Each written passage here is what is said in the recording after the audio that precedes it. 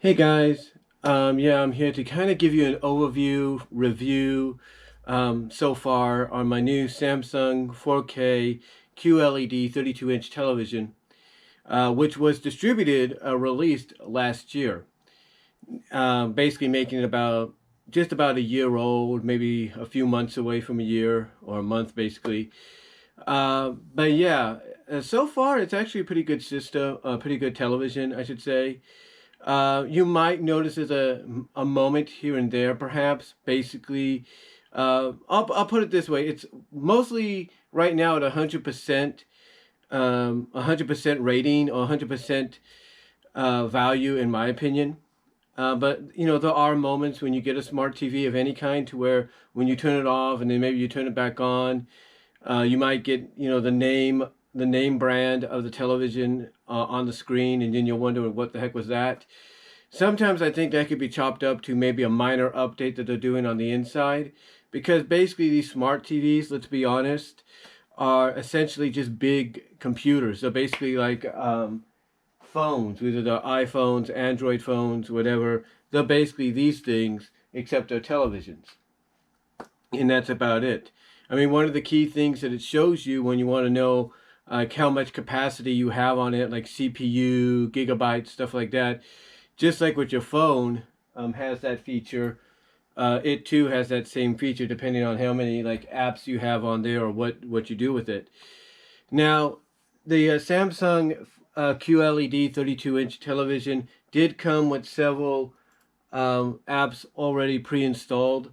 Basically, it came with some apps pre-installed already, like Netflix, which is a very popular one. YouTube, of course. It came with Apple TV Plus and Apple Plus, period.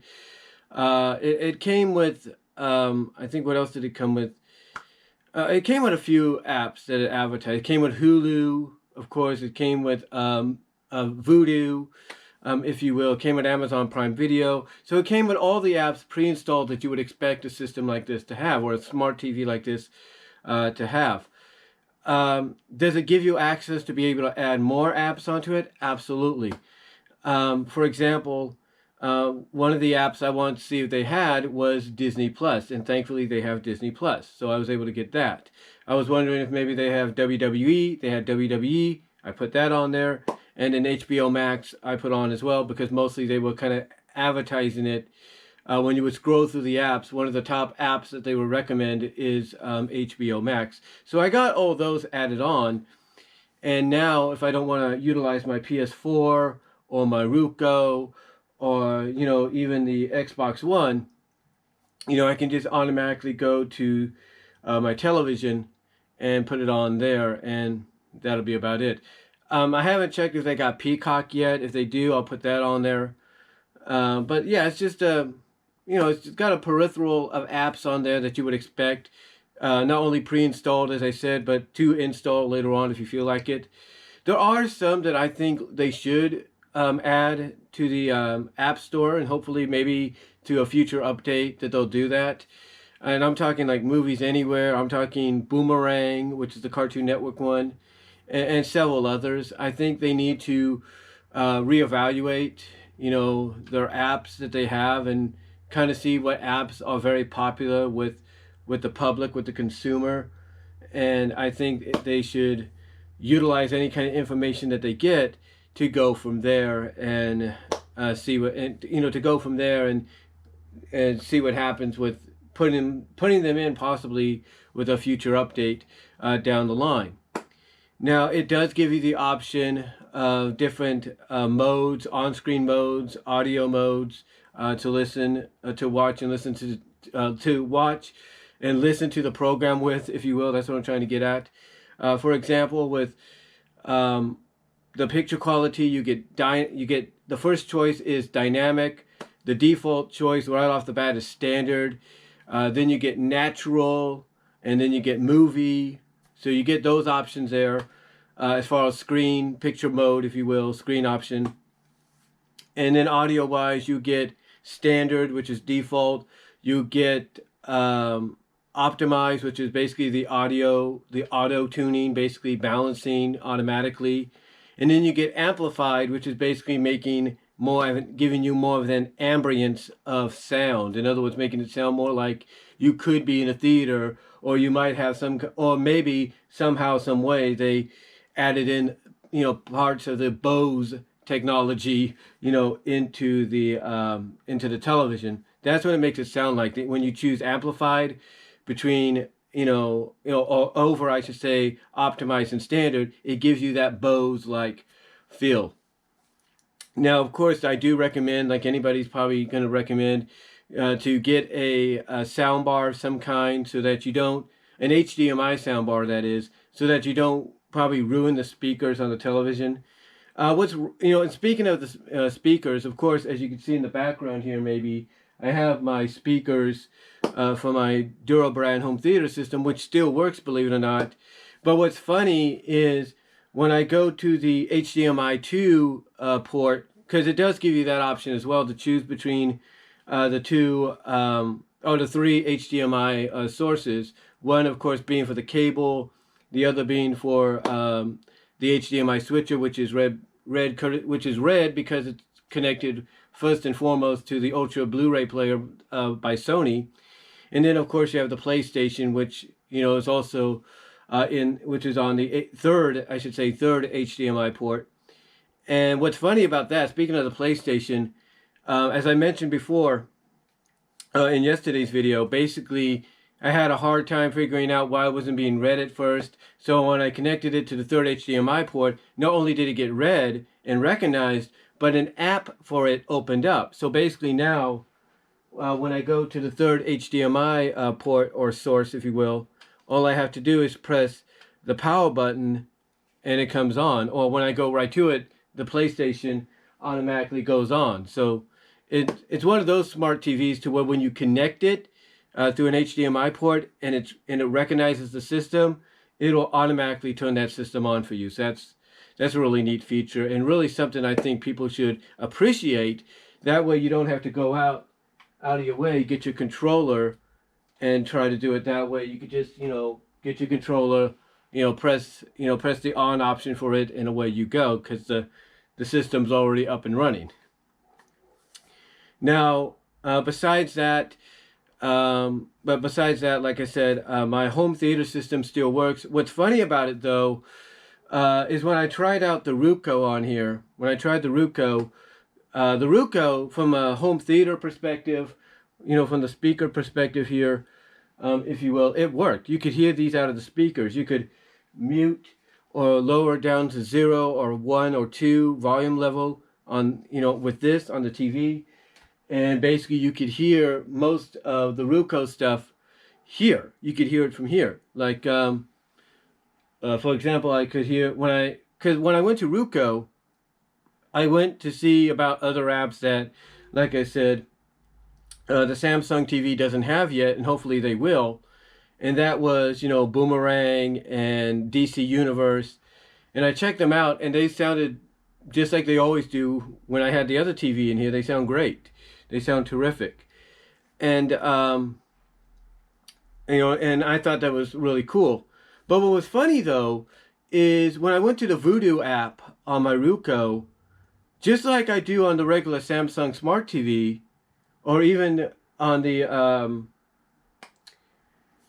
Ultra HD Blu-ray, if you will, the same thing happened with the Vudu app on the Ruco that happens with the with the Ultra HD Blu-ray player, because the Blu-ray player also has Vudu on it as well. And even when you play the disc itself, the same thing happened. And what happened was the speakers didn't come on. I mean, the system works. The home theater system works, but it all sounds like most of the volume comes directly from the television.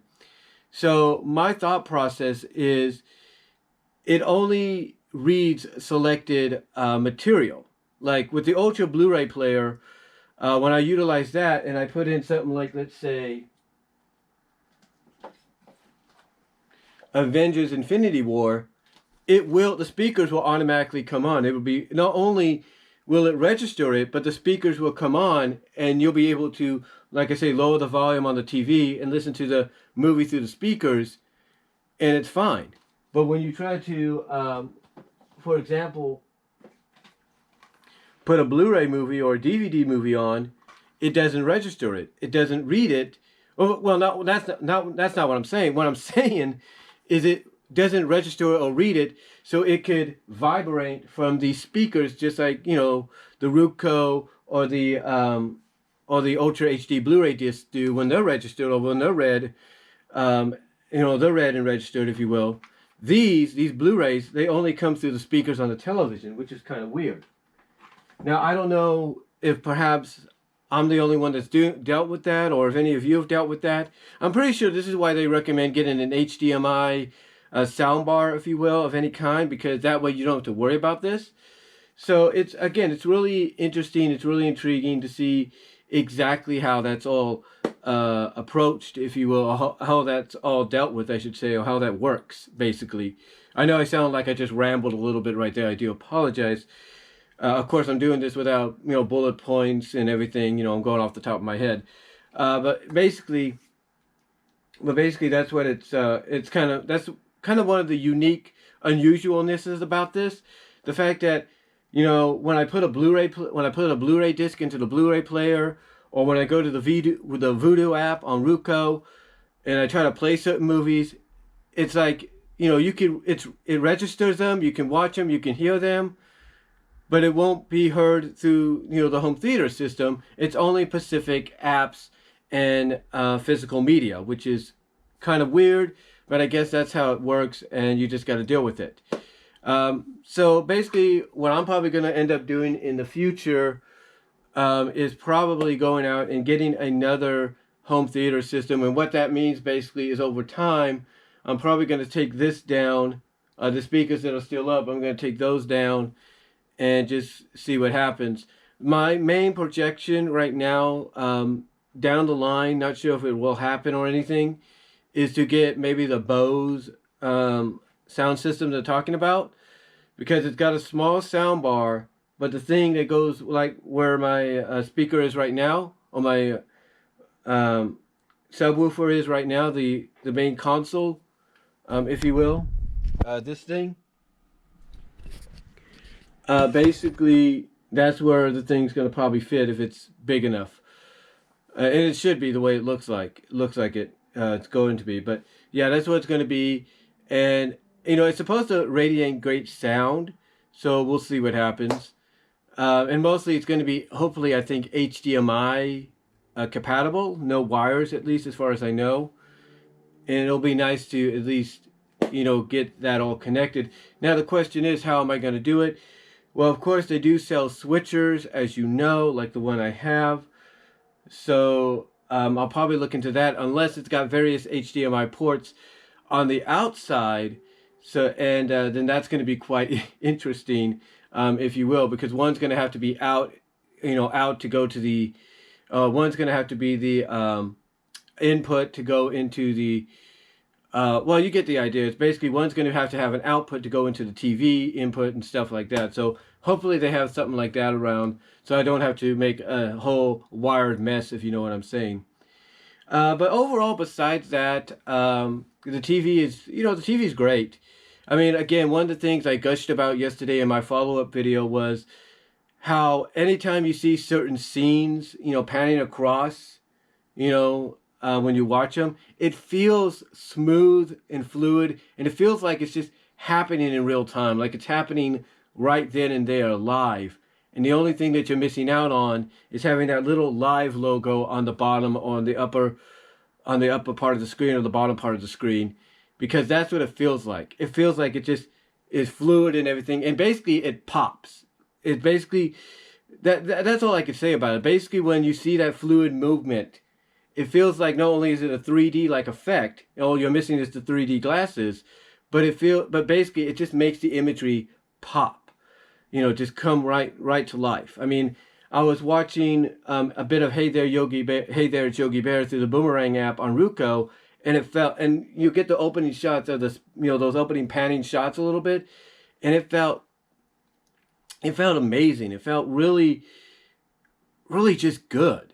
I mean, the colors vibrating and everything, but it felt really just like everything was popping out of the screen right then and there. I can't describe it any more than you. If you have a 4K television, you know what I'm talking about. You know exactly what I mean. When I say it's kind of like that, it feels very fluid. And I appreciate that. I appreciate that because we now see why 4K was being developed and why they're evolving it into up to 8K and maybe 10K and all that in the future. Because basically, with ticket prices going up for theaters, especially now that they're reopening slowly or quickly or whatever the case may be, they know that ticket prices are going to go up. So why go to a theater, and spend so much money when you could be at home and having that same kind of experience with your television? And that's why now we could see why 4K was such a big deal when it got advertised and why people were pumping it up as being that next big thing. And why nowadays, heck, I even saw recently today that famous Lupin the Third anime movie, the Castle movie, if you will. The one that was by Tetsuku, I think, by Tetsuku, or what was it by Tetsuku? Let me check. Hold on, I think it may have been Tetsuku or somebody else. Let me check.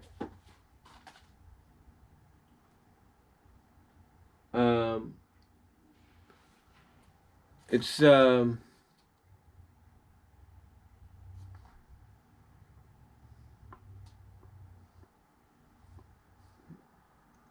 Miyazaki, I think Miyazaki or Tetsuku. It's one of them. I think it may have been Miyazaki, but anyway, it's that one that people praise a lot as being the best, the definitive version. And now it's getting a 4K Ultra Blu-ray release. And anytime something from the past, whether it's an anime classic like that Lupin movie, or it could be something in the future, which I hope G-Kids looks into, like let's say Princess Mononoke. Anytime an announcement of 4K release of a 4K release happening of a property, you notice how a lot of people are happy about it, because not only would they be able to get like the 4K digital version, but they'd also be able to get a 4K physical version because it radiates that theater-like atmosphere with its picture quality and all that. And again, you can see a lot of detail as well. And again, like I said, the colors and everything, they just are so vibrant. They just stand out. Even when you have it on standard mode, they just pop out. You can put it on natural mode, still looks good. Movie mode, still look good. Dynamic, woo! Talk about bright, but it looks good. But yeah, everything just pops when you watch it. It just comes out like you thought. It's like basically you thought you saw it look good before on a 1080 or 720 television. Now that you see it on a 3840 or 4320, whatever you want to call it, 4K television, it becomes even more of an experience. It becomes more enjoyable. It basically feels like you're giving something classic a new coat of paint. Heck, I was just rewatching to kind of see what it looks like, Lightning Bliss's 2019 BronyCon announcement video that she did, and the fluid panning of the screens, they just looked so good. Even with the limitations that they had with their flash animation and their vectors, when they would pan a little bit, it felt so good. It felt like natural, like it was happening, as I mentioned earlier, like it was happening right then and there, in real time. And then I would watch, things like, what is it, Phalus's. I watched his review when Phalus did a review on the Ectotron 1 Transformers Ghostbusters collab. And you can see more detail, like like when he puts, his stuff on, on a piece of, what is it, carpet or sheet or whatever. You can see the details in the sheet a lot more than you could ever do with the 1080 or 720. It's that good. I mean, it feels really good. It really pops. Heck, I was just watching briefly Linkara's Ultimate Warrior's workout review, and when the camera's on him, you could tell it's a little bit more fluid because it's filmed originally in 480p or 480i. You could see the fluid motions. Feels like, it's like naturally happening live right there, like he's doing a live stream review of the thing. So It's pretty cool, and you can see more detail in them and the person that you're watching as well. Um, but overall, it's just a really it's just a really great television, and I can't say any more than that. And I'm hoping companies like Samsung, like Philips, like Vizio, like LG, TCL, I'm hoping they take the advice, or they take the success that Samsung's going to have with this, and obviously they are, because it's about a 5-star television rating, or a 5-star rating across the board, no matter where you get it. Hopefully, a lot of companies, along with Samsung, take notes from this and realize, hey, you don't have to create and focus on these big 43-inch to 75-inch televisions to sell 4K. You can go smaller than that. Because if you can go small with a monitor at 27 inches to 24 inches, whatever, and have it radiate 4K, then what's stopping you from doing, televisions that are, just a little bit bigger than that by a few inches? Nothing. Nothing is stopping it. I mean, the television I had in here, which is now in the rec room, it's only screen-wise, it's only 8 inches smaller. So what's stopping any company from manufacturing and distributing a 27 to 24 inch 4K? Nothing.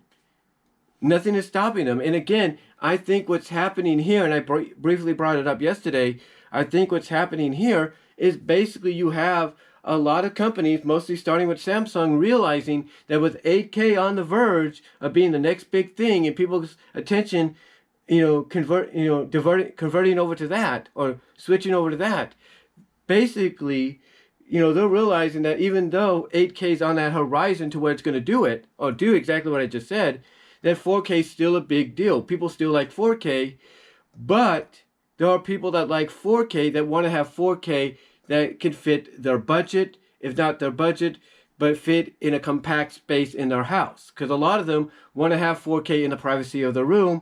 And guess what? Samsung obviously, or somebody there at Samsung obviously realized that, probably took note that the 4K monitors that were smaller were selling more so, not just with Samsung, but with other brands, and probably presented the idea to do a 32-inch one, see what happens, and the rest is history. And like I said in the video yesterday, I think maybe when they got the idea greenlit to do it, that I'm pretty sure one of the higher ups probably suggested to add in the QLED technology to go with it, because QLED is actually, according to Google, a lot more positive, a lot more popular than OLED technology that goes with 4K. But anyway, though, I can't, like I said, I can't say any more than what I have. And like I said, I'm hoping that these companies take a lesson out of this and start realizing that they could sell 4Ks at a smaller size than just the advertised big 43 to 75 inch sizes that, they're mostly associated with. I mean, I know they do that because they want to give people like a real near close theater quality like experience from home. But if they could do something like this, then I don't think there's nothing that's stopping them from, doing smaller sizes in the future. But yeah, I can't recommend this TV anymore. I would definitely suggest that with the holidays coming up, you guys go out and get it. Go through Amazon. That's where I got mine. I still have to probably get a protection plan for it down the line. Hopefully, I can do that soon. But go to Amazon, go to Best Buy, go to Walmart, go to Target, Kohl's, if you will, and see if they have it. And if they do, either if Kohl's or Walmart or Target and Best Buy offer a layaway, then get it with the layaway. Lay it away until the certain time you're ready to pick it out and take it home and have it ready to be gifted for Christmas. Or what you do is basically you wait to see what some of these Black Friday sales are going to consist of throughout the next few weeks, starting this week, and see if maybe you could find it as a part of one of those sales. And then definitely, if you have the money, get it and either set it up when you get it home, or wait, hide it, and then present it to whoever you're going to give it to for Christmas. So with that said, though, guys, again, can't say enough more, I should say, about this television. It's a great, to me, it's just a great deal. It's a great deal to go after. I'm I'm happy that Samsung somebody at Samsung came up with the idea to do this. Really appreciate it because they're realizing 4K is still a big deal, but people want to have it more compact than than the normal big ones, if you will. Because if I would have gotten a bigger one, I would have had to clear out this space. And believe me, like I said in the video, the follow-up video yesterday, even though my mom is understanding of what I tried to do, she's particularly not fond of things being near the window because how are you going to get out in an emergency? You know what I'm saying? But anyway, again, can't recommend this any more than what I am. So guys, check it out for future use. Again, it's really a great television. Even without a sound speaker, it sounds great. My recommendation is to try to have it maybe between 15 and 25 volume level, depending on what choice you go with. But yeah, it's just a great television overall. So I highly recommend going out and looking into one. And especially with the holidays coming up, because it will be worth your time. It will be worth your money. It will be worth your time. There are people that are going to come out in various reviews at Amazon, Walmart, Best Buy, and try to downgrade this and say, oh, it's not big, or it's not bad, da, da, da, da, da. Let me remind you of something. I remember I used to work at Walmart for 6.5 years. One of the biggest, if not the biggest retailer in the country, if not the world. And basically when you hear people say that in the comment section, even though a majority of everybody else is giving the product 4.5, 4 stars to 4.5 to 5 stars, when you hear once in a while somebody come out and is giving it half a star, 0 stars, or whatever, and that's speaking negatively about it, a little reminder, that's the competition trying to get you to steer away from Samsung and onto their products, because sometimes you'll notice in the comments, those negative comments, that they might advertise and say, well, you should go get this one instead, this is better. So, or you should get this TV, it's better, things like that. So be on the lookout for those, because those people are just mainly competitors for other companies in the stores and stuff. So anyway, though, guys, just wanted to come on here. I know it sounded like I rambled a bit here, but just really wanted to come out and give you my overall thoughts so far, review, if you will, so far on the Samsung 4K QLED 32-inch television. Highly recommend you guys go and get one. Again, it's going to be worth your money. It's definitely going to be worth your time to set up, depending on whether you get it for yourself or you get it for somebody as a part of Christmas or a birthday present or whatever. So that's all I can say, guys. Thank you all for watching. Have a good day, and I'm out. Take care.